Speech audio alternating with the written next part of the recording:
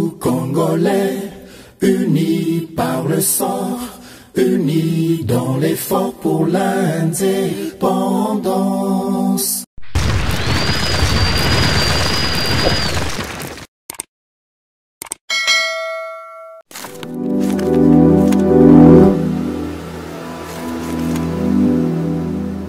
Boza, le bienvenu na GCAM Télévision, fidèles abonnés, chers téléspectateurs, na Pesibino, Matondo Mingi pona boponi na bino ya chaîne Oyo, GCAM Télévision, Matondo Mingi pe pona fidélité pe confiance bo pesaka na biso to mimela bino basango ya maye.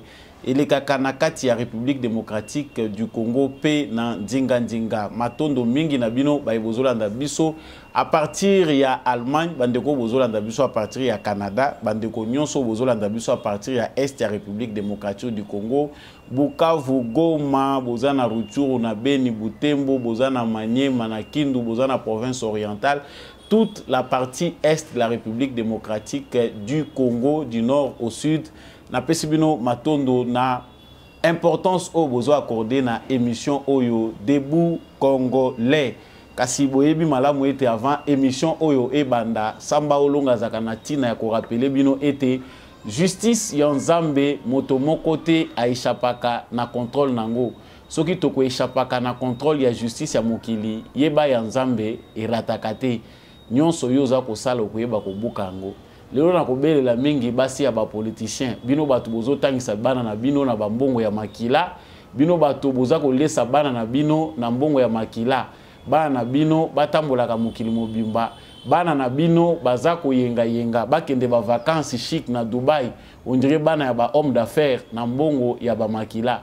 Boye ba yango ke mabe nyonso mibali na bino ba ko sala soki ekolanda bana bino te kolanda même na ba génération ezako ya nyonso wana boko finir par ko payer yango basi ya ba politicien bote ya mibali na bino batika ko lesa bana na bango mbongo ya makila, batika ko lesa mabota na bino bambongo ya makila po nyonso to sala magana se to sala kana se soki na se ofuti yango te même dans l'au-delà okoyeba ko récolter ba fruit ya ba acte na yo sala kaka malamu yo motolandaka émission Oyo ezali malamu pona avenir na yo nakanisi lelo actualité na biso ezali pe riche na sango ya malamu euti na Assemblée nationale na biso recommandation fait par notre Assemblée nationale ezali ya koboya réintégration mixage pe brassage à ba groupes armés au sein ya ba FARDC na kati ya police nationale na ba service nyonso ya sécurité lobi natali sakibino awa maloba oyo Jean-Claude Nyarugabo alobaki ye asilaki kotali sa ete il faut ko solola na ba M23 kasi lekanisi ya ba nyonso Assemblée nationale et ningisi mokili pona koloba ete Assemblée nationale en entendant loi oyo accompagner makanisi na bango basili bongo kosenga na gouvernement basali recommandation na bango plus question ya ba mixage na ba brassage na kati ya armée congolaise to la police to pe ba service nyonso ya sécurité ezali likambo ya pamba te tant toyebi ke dialogue ezali kosenga mabipai nyonso kosenga ete M23 asolola na gouvernement congolais tokozonga na actualité oyo pona kosalela ngo analyse pe décryptage ya ba information kasi sango moko musu pe toyeba ekozwa awa ezalaki concernant likambo ya ba écoute oyo chef ya renseignement militaire na biso le nouveau patron du renseignement militaire asilaki komona dispositif moko ya mise en écoute na kati ya bureau na ye oya lingaki aménager kasi baza koluka bayeba ezali nani atiaki yango ezalaki yav ezalaki nani mais batusu bazali koloba ezali Delphin Kayimbi to kolobela pe sango oyo koyeba koyoka ndenge nini Rwanda azalaki ko espionner biso depuis longtemps armée congolaise ezalaki nango na secrété nyonso ezalaki nango ko fuiter pour une destination qui n'est pas encore éclairée. Actualité ya misatu toza kolobela awa ezako consister na kotala likambo etali embargo militaire. Représentant au Conseil de sécurité des Nations Unies M. Michel Xavier Biang asili bongo ko déclaré après rencontre na yena président ya Sénat Bahati Lukobo était embargo, il n'existe pas d'embargo sur les armes pour la RDC. Régime Mouké, il y a notification, et allez concernant bateau, bazali côté que la RDC Minduki ba notifiaka na Conseil de sécurité pour na koyeba kolanda traçabilité nango koyeba Minduki wane zali solo commandé par RDC to ba mususu. Est-ce que zali l'air? Est-ce que zali façon ko luka ko se racheter? Bango ba lobi pe ba ye ko mener ba enquête pour ba memela Conseil de sécurité ou ezali ba conclusion na bango pour na likambo etali régime ya ba notification oyo RDC azali nango. Tokolobela pe sango wana. Sango mususu tokolobela awa moke na bokebi ezali tosi tolobela ngo mingi ezali ya Herman Cohen asili ko pesa likanisi na ye bato ba yebi Herman Cohen te azali ancien sénateur américain tata wana mukolo alobi que dans l'est de la RDC les rebelles du M23 seront bientôt vaincus. Il est temps pour eux soit d'accepter l'amnistie du gouvernement, soit de s'exiler dans les pays voisins qui les parrainent. Waneza makanisi na ye amoni déjà que M23 a commis na souka au même moment M23 a réaffirmé qu'il y a lingi dialogue. Le gouvernement ya RDC balingi guerre bakoye bako tirer ba conséquences nango. Recipe asili bongo kokokisi la RDC Minduki sango ya Minduki et panzani mokili mobimba balobi Russie abakiseli lisusu Congo arsenal mususu militaire même si tokokota na ba détail ebelete toko yeba na ko sukisa nango sango mususu tokolobela pe awa ndeko Moïse Katumbi le Congolo juif zambien yepe asili bongo ko adhérer na appel ya tata ekolo mokonzi Félix Tshisekedi Tshilombo ye alobi ke bango pe bazali ko répondre na appel wana pona ko soutenir mapinga na biso hypocrisie to patriotisme sincère ezali suggestion pe banaliste koyeba kolobela na kati ya émission oyo. Voilà actualité oyo ko concerner biso toyebi pe ke Sonia Rolé ministre et makamuni na koloba ministre te mais journaliste ya réitère wazalaki ancien journaliste ancienne journaliste ya RFI basili bongo ko bengana ye na RDC azaki dans situation moko irrégulière ba protestation ba sympathie eza ko wuta de partout concernant bobengani ya Sonia Rolé ezali décision ya malamu to ya mabe wana ezali actualité otokosuki sanango en passant police nationale congolaise bazui bibundeli ya sika na makambo etali ba mituka oyo eza ba anti-émeute c'est-à-dire bisika oyo batu bazali ko protester violemment mituka oyo et sécurisaka ba agent la police et salaka musala nango ndenge to mona kana ba France pe na ba pays mususu ba uti ko zwango na commandant général ya police nationale congolaise ya Silibongo ko pesa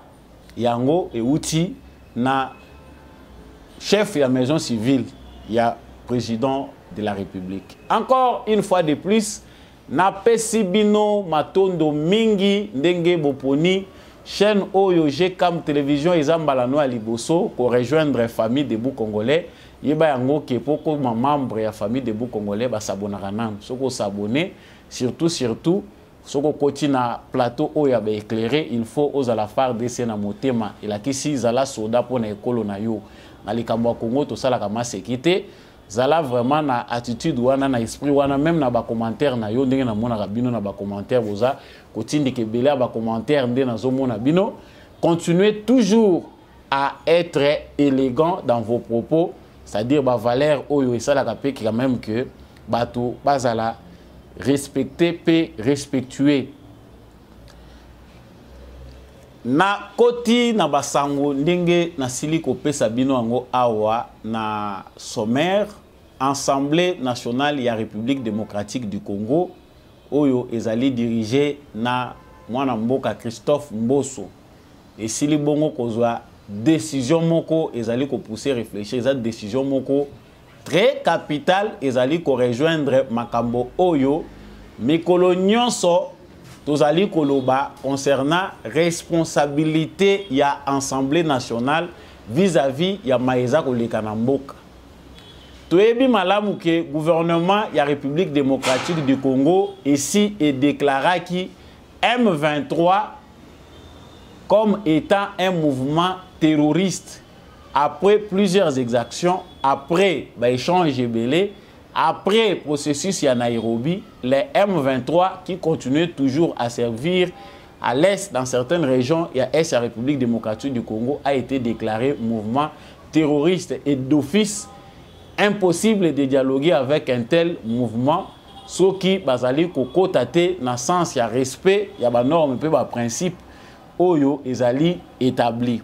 Mais tout le monde a dit que banda gouvernement azwa le kanisi oyo Assemblée nationale na biso to pe Sénat Parlement mobimba en général batikala na bango ko branchete.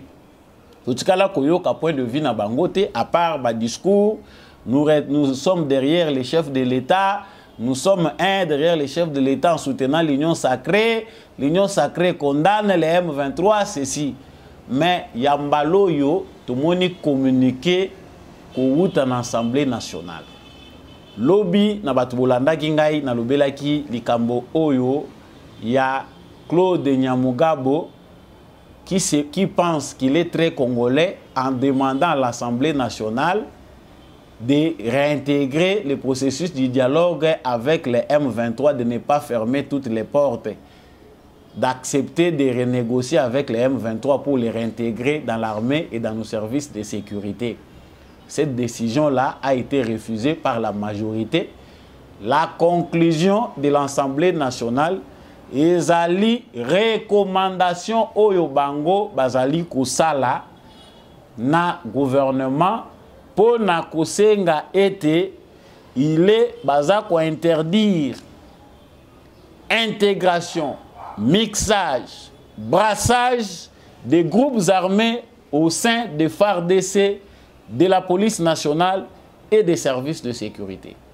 Ndenge bozali komona ngona communiqué affiché wana ezali les kanisi oyo et outi na Assemblée nationale en attendant ba peaufiner, ba travailler loi oyo ezako kende na sens ya makanisi oyo bango ba outi kotalisa ao. Nous devons rappeler ndenge tozako loba yango que ceci rejoint ya oyo gouvernement asa lobaki. Mais Congolais ni na koko beta maboko te. Nous savons que notre parlement est peuplé de gens qui ne sont pas au service de la nation. En tout cas, des individus dans le sens de leur métier. Tout le but est que baza inutile pour la famille na bango. Mais dans le sens, il y a kozalaba représentant, il y a peuple, na ba aspiration profonde. Oyo biso peuple tozanango. La plupart de nos députés sont des produits inutiles.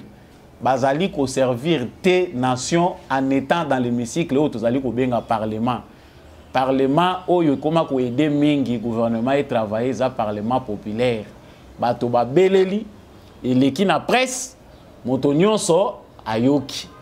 Mais parlement oyo biso ezali ko refléter tes aspirations profondes du peuple congolais. Mais au moins pour une fois tout le monde partout les réactions des Congolais, que ce soit dans les réseaux sociaux, en tout cas Congolais nyonso à lobby iyo, tout sentir quand même que tout ça la peine à moi parlement. Même ceux qui te yebi que les kanishango, bango bazelaka euta likolo, ceux qui ba bengi mboso, ba bengi baati, ba yebisiye a wana les autres ba koti na cadence. Mais banda kala oyo bozala ki wapi bozo ba décision malamu boy. Et puis il y a tant d'autres décisions où ils ont attendu na niveau ya parlement na bisopo et longola biso na régime oyoyo. Il y a des lois injustes qui ne profitent pas au peuple congolais. Il y a tant de réalités comme ça qui demandent, qui doivent pousser nos parlementaires à réfléchir pour remédier à la question, à faire plus de recommandations au gouvernement. Maintenant, la plupart des parlementaires na biso baza bato yo baza ko fonctionner lokola bato banoma bango bazela ka révocation. Donc aza ko tala ka ba intérêt na ye.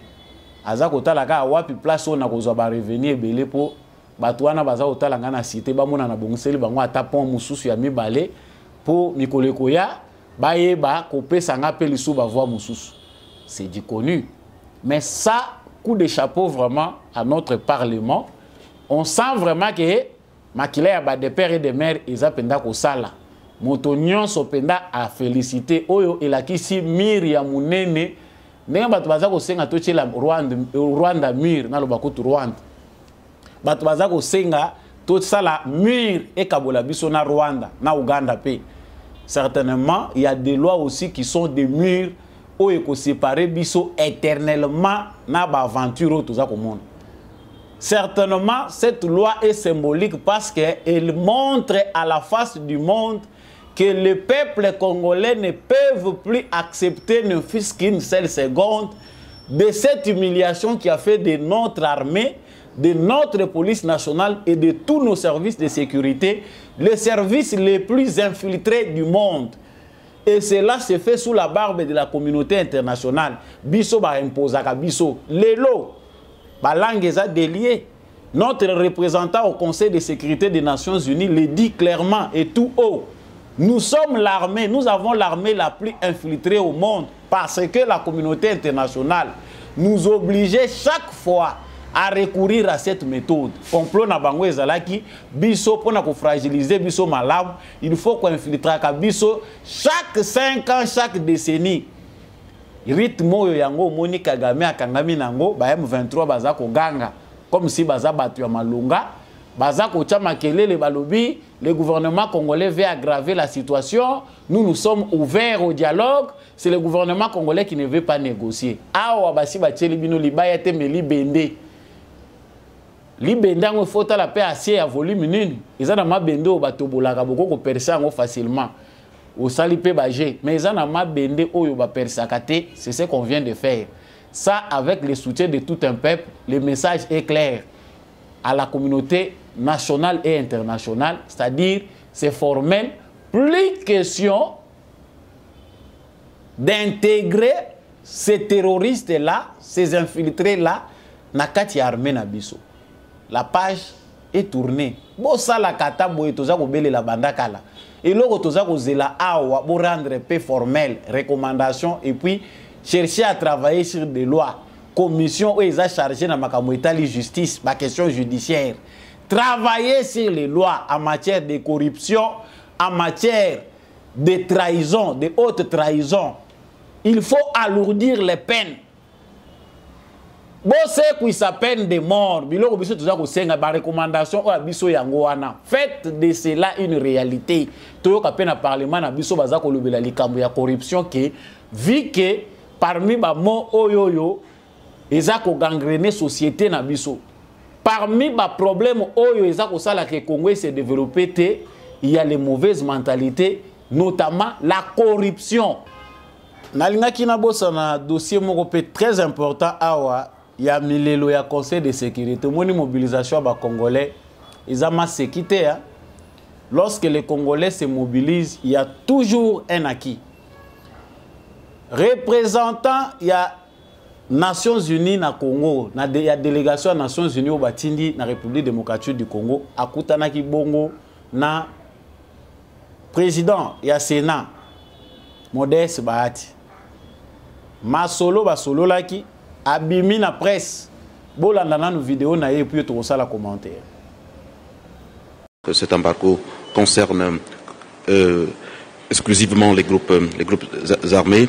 En ce qui concerne le gouvernement de la RDC, il n'est pas concerné par l'embargo sur les armes, et juste assorti d'une obligation de notification qui d'ailleurs ne concerne pas le gouvernement mais concerne les partenaires avec lesquels la RDC peut travailler. Donc nous avons eu un échange plein de très productif, très constructif avec le président. L'objectif de notre mission est clair. Nous voulons nous sommes sur le terrain pour avoir toutes les informations relatives à l'interdiction qui frappe les groupes armés concernant les armes, concernant les munitions, concernant le recrutement des combattants. Nous sommes là pour prendre toutes les informations concernant les questions d'abus sexuels et nous allons rencontrer l'ensemble des partenaires. Ce qui est important pour nous, c'est d'avoir des informations actualisées et les mettre à la disposition du Conseil de sécurité et tous les autres agences compétentes des Nations Unies pour que en temps voulu, n'est-ce pas, que les décisions puissent être prises de façon éclairée en connaissant exactement ce qui se passe sur le terrain. Voilà, c'est bien clair. Il n'existe pas d'embargo sur les armes pour la RDC, affirme Michel Xavier Bianchi.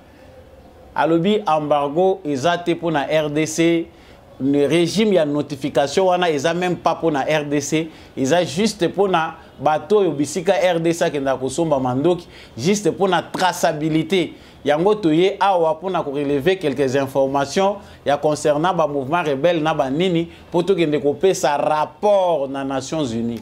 Ya on a le bakato télément. C'est la mobilisation qui fait parler la diplomatie de Félix Tshisekedi. Makelelo to tcheli bango musuku devant mokili mobimba. Nous avons étalé l'injustice de la communauté internationale.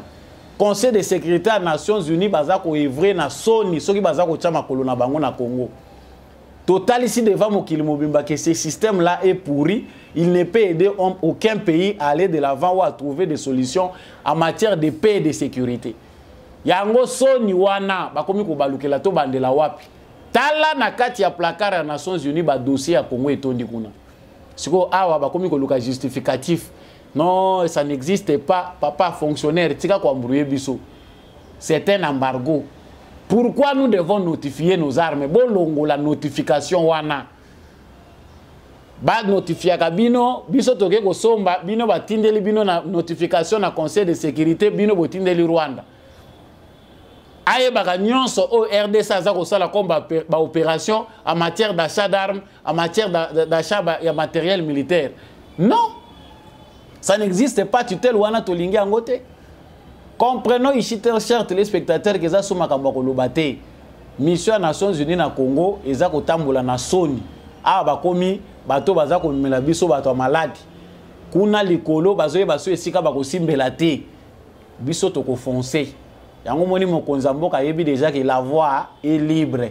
Ba potana kuna likolo, il faut réformer les Nations Unies, sinon pas objectif nangona mukileza te boza pene loko boza ko sala souté. C'est une voie libre pour les Congolais. Ce sont des propos comme ça, il faut que Kangayango kotalisa devant mukili mobimbake. Nations Unies bakomi na suka. Ça relève d'un complot. Comment peut-on mettre sous embargo un pays? Ceux qui bataki biso embargo, pour la juste il fallait payer Rwanda, Ouganda, Oyo basala kabaza ko appuyer ba mouvement rebelle. Avec des faits par rapport aux Akotali Sango, baza la paix sous embargo. Mais baza ko biso mboka munene le roi Congo embargo, batiki bamboka na bango. C'est-à-dire ils soutiennent l'invasion, baza ko soutenir politique ya ba rébellion et puis baza ko bata manasima.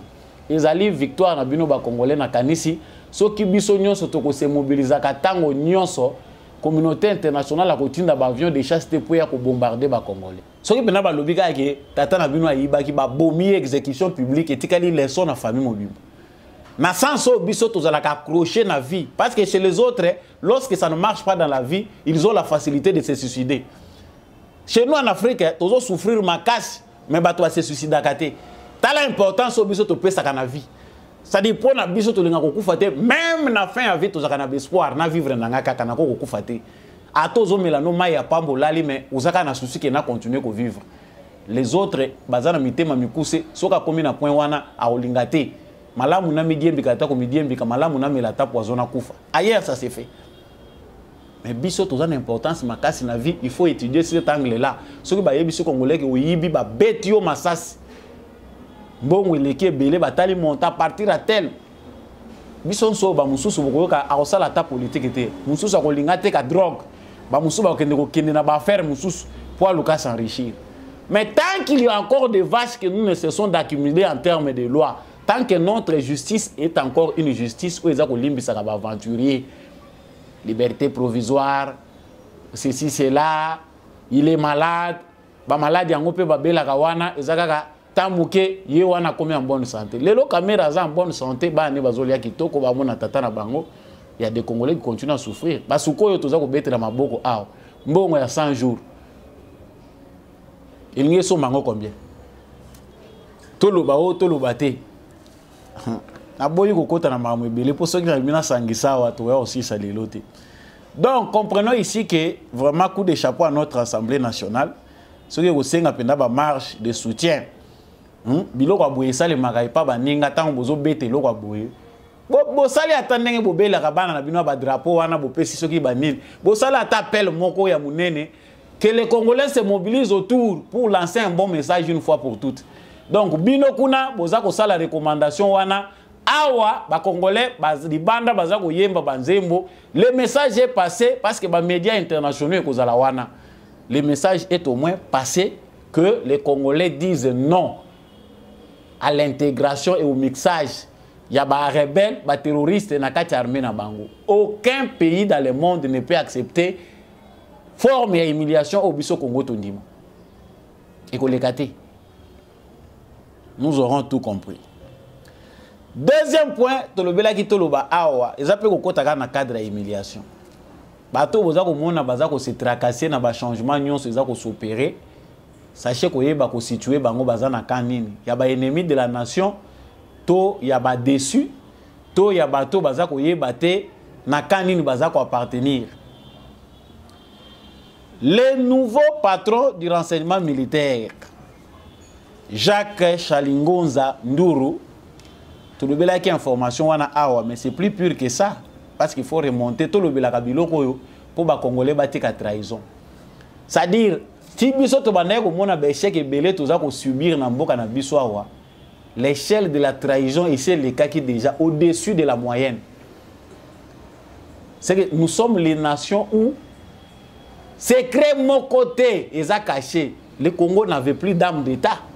Parce qu'au cœur de chaque État, il y a des secrets qui doivent être gardés. Il y a un monde qui est au Kambamboka. Mais il y a Bissomboka, ils ont qui les sous-soutés. Il y a des gens qui rêvent, qui pensent que Tshisekedi doit frapper avec son bâton magique pour qu'il y ait directement des miracles. Comment imaginer dans un pays renseignant numéro 1, il y a armée, nabiso, ba renseignement militaire, bisika ba secret armée vandi. Bacha yé sous écoute. Bureau oyo Delphin Kayimbi a travaillé, bureau ba Yav ba travaillé, bureau oyo ba Chalingonza Nduru ba travaillé.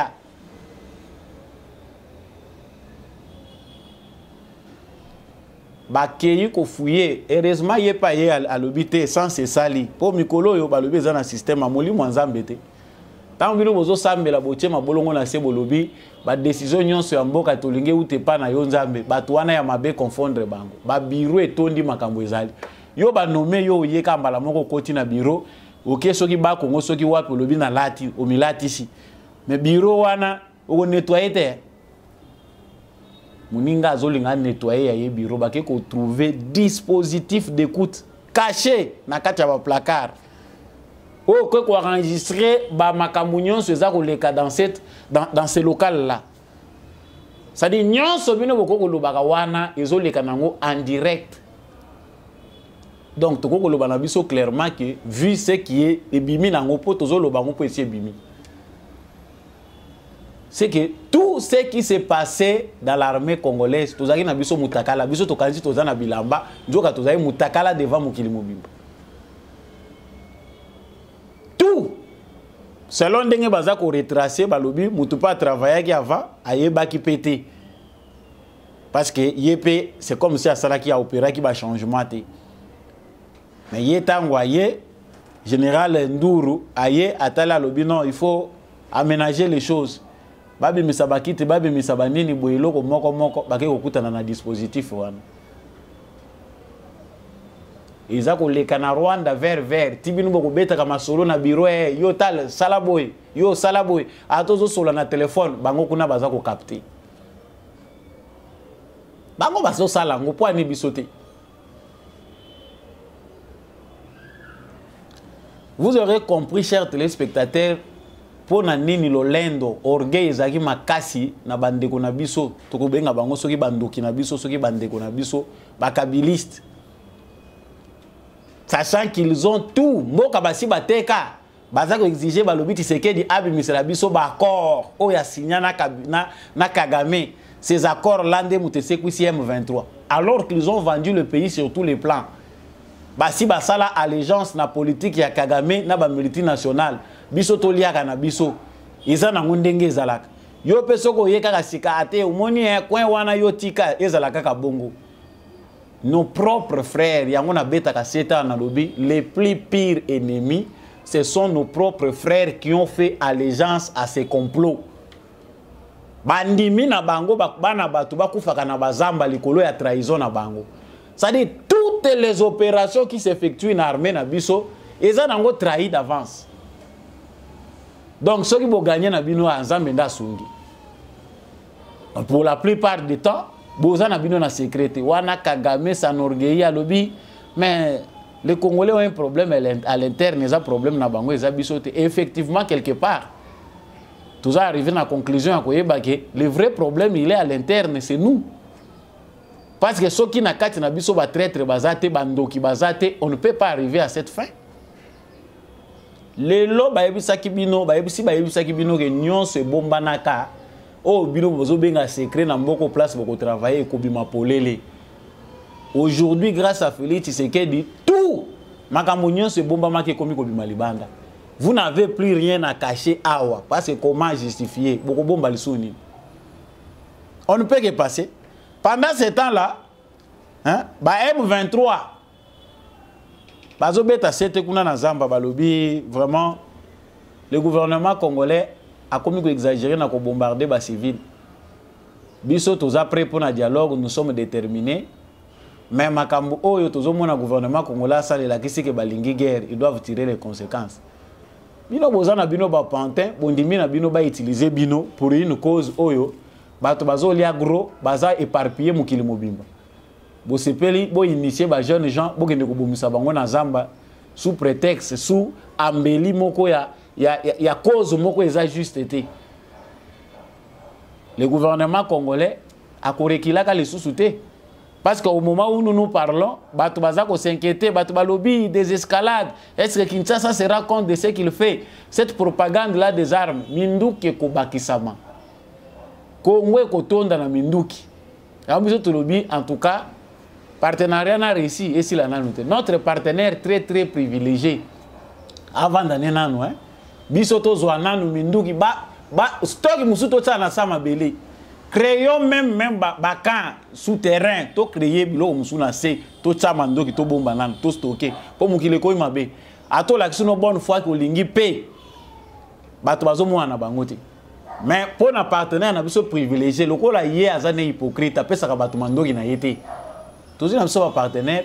La prochaine fois, tu vas payer à Chine. Nous sommes tout ça la concurrence. Il y a armement. Nous en avons les possibilités. On va jouer la biso, on va jouer la matière première na biso, on va jouer la forme mignos. Bon, parce que biso arsenal militaire, ba blindé, bateau bazolo bobo tika ko beta ba sango ya minduki tokoloba. Ba blindé mususu yaki. Pendant que l'opinion internationale s'inquiète, oh, des escalades, nous appelons au dialogue. Russie a bakisi sous Bachar. Alors, biso bozo lukasu mususu na bakisi. Mais sauf que biso tokozwa Satan d'été. Mais prochainement, si ça continue comme ça, nous avons encore des jeunes gens intelligents. Le Congo est peuplé de jeunes gens intelligents. Oh, ce peut vendre ici bango avec du sérieux technologiquement, nous allons arriver là. Parce que côté tozo kende, nous avons tout ce qu'il faut pour arriver côté au bango balingi comme ça biso. C'est comme si na mukilo yo soko za no maboko pa mozoluka kimia na mukilo ko vivre malamu te. Le Congo doit s'armer et la solution nous l'avons déjà. Tout ça la publicité mais au moins c'est une fierté pour les Congolais. So bolandi vidéo oyo ndenge zo oleka. Otali militaire congolais moni vraiment que bato bandai ko bunda na bango na drapeau mais avec tristesse na kati ya mutema. Comment armée à Baninga? Nous avons vu des vidéos awa armée à Baninga.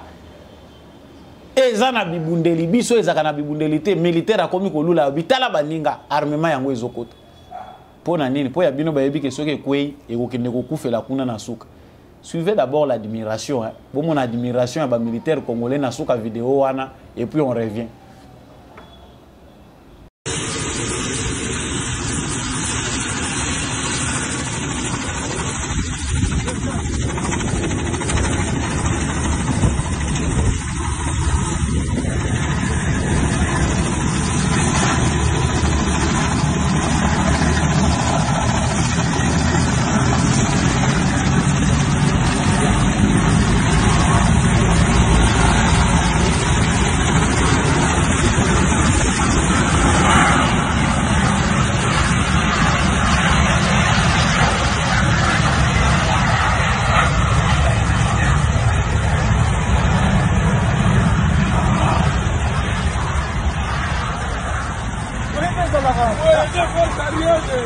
Donc voilà.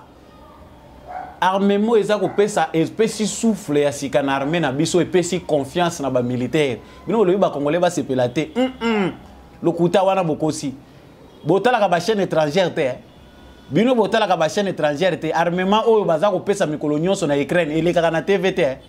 Même si on ne va pas aller dedans pour voir Ndengeni les a composés, mais on montre quand même, on donne l'information pour assurer les Européens que voilà, nous faisons un travail, toujours arrêter folie à Poutine, voilà comment l'armement ils a acheminé, voilà comment des chars. Il y a une communication, la guerre est médiatique. Tikato la kisabiso ya biso eza lokuta te eza solo minduki ye bibundele ye wa kosakana bako kisaye son. On ne va pas se cacher. Ce qui bino balakisi awa ya bino comme stratégie bazoteka mboka yango ezaki mutakala awa wana ba renseignement nyonso bolobaki te bolakisaki ki expert te ki expert awa wa ezo ya kobimaka awa soki balakisi non armement asikeye la RDC soki presse internationale les olobelango baza ko sala na ba analyse ya type ya ba armement même na Ukraine on fait l'analyse ya ba type armement oyo armée ukrainienne nazo sala ya bino a bino bobimbe expert o baza ko exposer bato eza lokuta to koloba. Donc l'armement donne un nouveau souffle à nos militaires. Les militaires na biso na front va sentir vraiment que oui, effectivement, tous a accompagné et cette fois-ci tous au kenenango tina suka plus de bêtises. Wana zaka balakisi bino o baza ko sala effet d'annonce. Bon so ekomi makamwa solo. Wana zaka ka effet d'annonce ba pesi bino kaka message. Pendant ce temps, on s'interroge sur l'avenir de M23. Cet ancien sénateur, Herma Cohen, Herma Cohen, dans l'est de la RDC, ce sont ses propos. Il dit là, dans l'est de la RDC, les rebelles du M23 seront bientôt vaincus. Il est temps pour eux soit d'accepter l'amnistie du gouvernement, soit de s'exiler dans les pays voisins qui les parrainent. Ça dit, c'est clair, c'est une information qui est livrée. Bango bazako sengi la bango. Kuna Kagama zako senga ba solo na Tshisekedi toko solo la nini. Ce que le gouvernement congolais peut faire d'autres, c'est l'amnistie ndenge balobi awa. On vous amnistie, bozongi na bamboka na bino. Mais awa na Congo biso to zwa bino to bana ko solo la na bino to vanda to lekisi pe mikolo dialogue pour intégrer. Le message est bien clair. Na mboka na biso boko yate. Pendant ce temps-là, Kagame est à la recherche d'une nouvelle diplomatie qui va le mettre encore autour d'une table na Tshisekedi. La page est tournée. Page oyo yebaki ya buzoba wana. Oyo ba Congolais nyonso bazaka ba danseur, bazaba bem wendongo yebi bango wana. Cette page-là est tournée. Bison sto komi ba soda. Si au Rwanda vous formez les gens à être militaires, ba défendre ka ba intérêt à Rwanda de manière hypocrite partout, même si azo sala commerce, aza l'agent renseignement, désormais Congolais il faut aussi adopter l'attitude ouana. Servez les intérêts de votre pays partout où vous allez. C'est ce qui nous a manqué chez nous, le fait d'être patriotes. Parce que les Congolais ne sont pas capables de le faire. C'est le temps de démontrer à la face du monde que les Congolais aiment leur pays. C'est bien clair là-dessus. Donc les rebelles de M23 à venir na Bango, ils ont déjà décidé. La guerre va retourner d'où elle est venue. Makambu ya M23 biso toyebi yango te côté ba créer ki mouvement nande côté ko kende ko kufela ba kende ko sila na ezonga na Rwanda, mais cette fois-ci toko pour chasser bango jusqu'à na dernier retranchement na bango ye moko kolo na bango abainda ko zoba problème abainda ko se lamenter parce que c'est le temps de la vérité. Ba mensonges aussi mbalisusu te na mokili, on ne peut plus se cacher derrière des mensonges qui ont longtemps duré. C'est le temps de la vérité. Nani akelaki mwana oyo Kagame lelo na minito azako monana batu nyonso ba comprendre ki buzo bango déjà bimi qui va se cacher mutu nyonso akomi ko luka vérité bima yo lobi non te il faut na dialoguer na Tshisekedi autour de quoi, pour quelle raison. La vérité yangwana ezaki biso tosi toyebi que pour nous au Congo nyonso tozako sala ezali ko kende na sens ya changement soki yo ozali na yo acquis au changement te. Que vous soyez à l'interne, que vous soyez à l'externe, sachez-le bien que l'ouragan du changement au Congo n'épargne personne. Ce que vous avez humilié à l'international, même au niveau national, vous serez humilié. C'est bien clair là-dessus. Actualité, Moussoussou, Tolobi Tolobela Awa, Ezali Kotala, Makambuya, Moïse Katumbi, Ndeko Moïse Katumbi, communiquer ensemble pour communiquer en open dans la logique nangote. Kotoyo, RDC qui ndeko collaborer na Luanda. Kotoyo, plus question d'amener les armées étrangères bakota na sol congolais. Toujours y a une logique claire à communiquer en nous. Mais ce que nous avons retenu, c'est que Moïse Katumbi adhère aussi à l'appel. Il y a Félix Tshisekedi, il y a Kozala uni derrière notre armée, tous à la solidaire. Ah bon? Katumbi pas yo qui appelle. Ndenge Fayola yo qui appelle. Hypocrisie. C'est le mot que nous avons trouvé pour nous juger ango. Les communiqués, il y a Katumbi bozo monango, ils ont tamboula na réseaux sociaux. Ndenge bozo monango. Aujourd'hui, bozo ngi n'appelle, bolobi na minito, nous devons tous être unis. Oui, unité batangi sakango mutuna aja Katumbi tena Fayola. Hein? Na âge wana yozo sala politique ba ko prendre yo ndenge nini, il faut être unis. Na moment ya likambo na mboka. Ça ne s'apprend pas. Bato bango moko ba posaka ba acte eza ko lakisa solo ke baza na souci ya unité pour na mboka. Mais bino awa parce que awa na minito yo calcul to lobaki ke politique eza ko changer du jour le jour. Tshisekedi a memi politique likolo makasi ke soko zaki non initié. Soko za non na bolingwa Congo te. Moyen au comprendre makambo eza ko leka na mboka ezate. Biso tozo kende na gauche yo ke na droite lobito kende na droite. Awa bato Katumbi ba yusa biso nini? Qu'est-ce que Kamitat nous avait dit?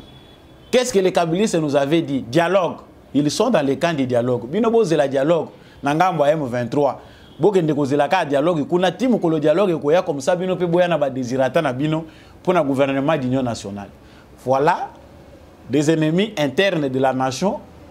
Derrière la honte, Soni pe le ko les alakate bolobi maintenant au soutien derrière FARDC, soutien derrière ceci dialogue. Dialogue ezate. Botika hypocrisie. Boze la kaka timu ko le dialogue ekoya. Ah, na mutema mwindo na bino comme ça bokoya ko adhérer. Ça ne sera pas les M23 nde biso tozana kati ya ko intérêt, ezali bo objectif na ba intention ya ba Kabylistes nde tozo bunda nango awa. Soki M23 ekufi, rempart munene pe ya ba Kabylistes bande ko zela nango désordre d'état et ça la po bango ba continuer ko exister politiquement et la lipena bango. Dernier rempart na bango yango wana. Tous les Kabylistes ne voient pas les élections. Ba yebike na ba élection, la plupart des gens qui se disent politiciens chevronnés, qui disent qu'ils ont plus d'expérience, expérience en peut la plupart ba ko exister té. Existence na bango eza condamné ba musu ba tikali bazo diembela na parlement. Azota la élection penda ya solo ngana kozonga lisusu na parlement. Mieux vaut kozonga zamba ko kende ko bandela. Ya on azo tout na avenir ya John Numbi na ba musu eza wapi. Ou baza ko rejoindre M23. L'avenir se trouve où? Bisso, nous sommes dans le camp de la patrie. Avec bon sens, on va comprendre ici que Tshisekedi est un humain, comme tous les autres humains. Mais dans le cadre de la nation, même si on moni berer, oyo za ko benga berer et pas Tshisekedi, dans le stade local oyo, on se range derrière sa patrie. Et wana avant appel ou après appel, Congolais nyon so aza dans le sang yebi kaza Congolais, ayebi logique nini ya ko se positionner na. Mais comme nous avons des intrus parmi nous, bango bazo mona pona bango ke izo le kanango normal toko ko lobaka ngote. Na kanisi toza ko koma na suka actualité na biso metolobaki awa ke commandant général ya police nationale congolaise azui Bangin Sika. Oyo babongiseli bato yo ba champion ba emet. Ceux qui ont makasi ya ko marcher na désordre. Ndenge kaka bastopaka ba manifestant ndenge to monaki bazo sala ba gilet jaune désormais mituka eye ya anti-emet oyo la police na biso ko tambola nango. Bato baza makasi ya ko organiser ba marche minene. Sachez désormais que la police est équipée pour ça. Mais ce que nous attendons, ils allaient professionnalisation de la police nabiso, ils allaient que la police nabiso est comme de plus en plus professionnelle. nde yango biso toza koluka aider pe ba congolais ba changer ba mentalité. Donc en dehors des images, suivez cette petite vidéo. Il y a matériel oyo ba pesi na ba police na biso et puis tozo.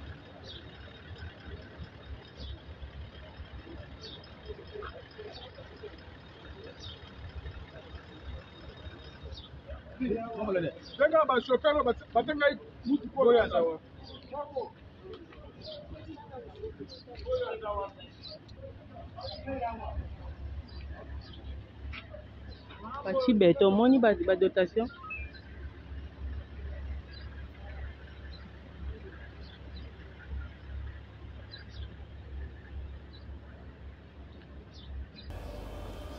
Ben voilà, vous venez de suivre comment matériel et pesamine à la police.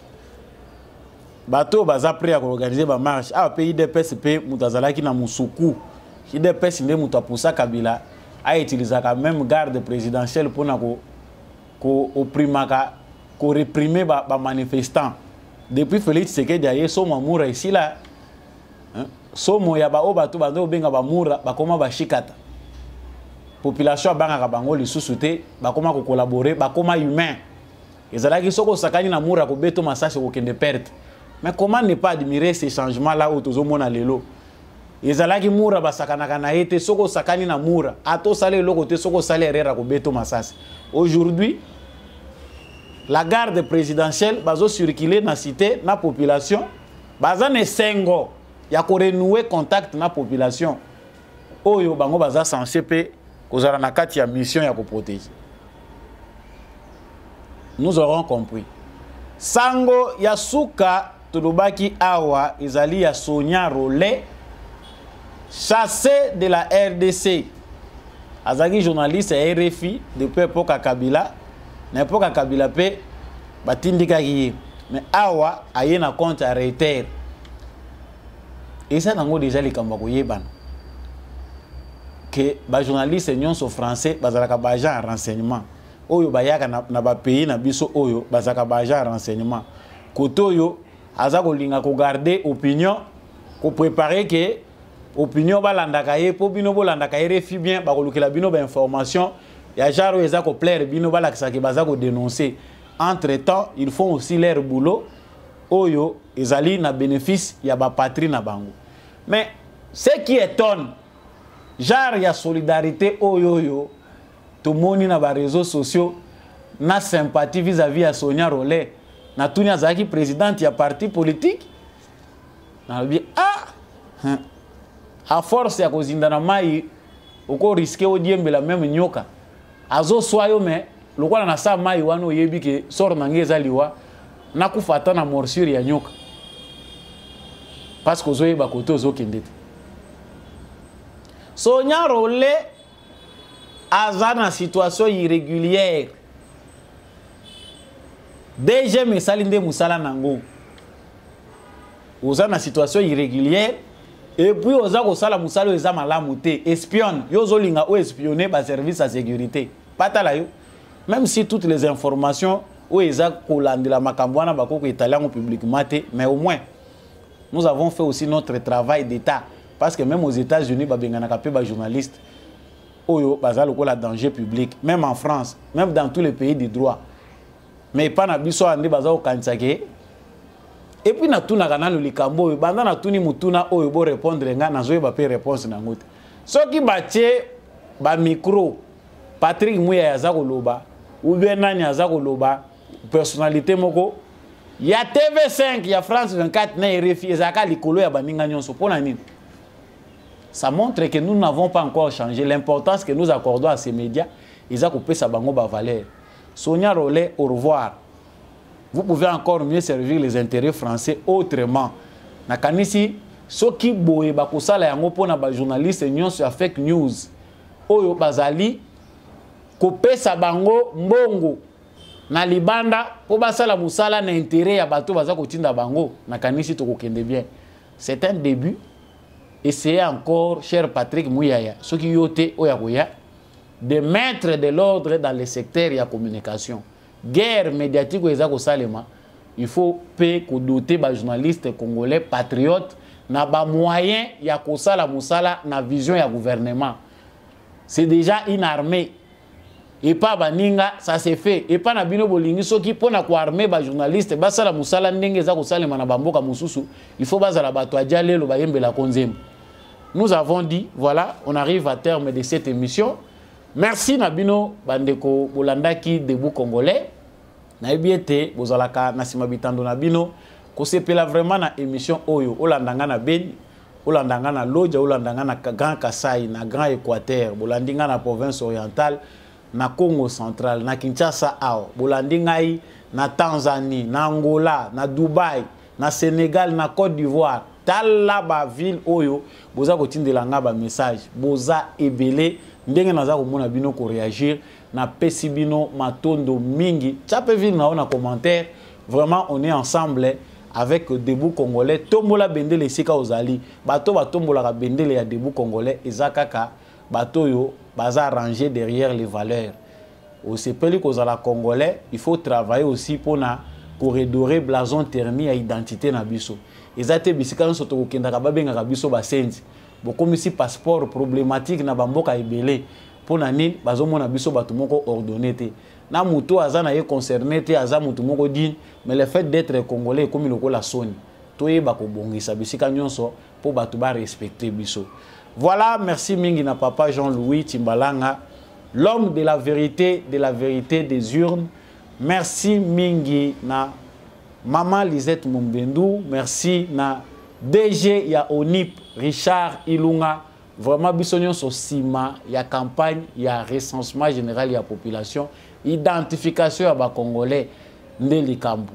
Merci na Maman Bilonda, merci na papa Boniface Mpunga, merci na bandeko nyonso oyo papa Kennedy Mukendi na Bosanité, boza ebele à Paris comme à Bruxelles, en Allemagne boza ebele. Merci na bino mingi. Pe matondo mingi surtout n'apôtre Gérard Kabeya pesa kabiso opportunité ya ko présenter mission na GCAM télévision. Merci mingi na ndekombi à chaque wazaki na sima caméra pe na réalisation pour na émission oyo. Elongo na unité pe na bolingonde tokoyeba ko reconstruire mboka na biso. Ngana bino tokutani prochainement na nouveau numéro.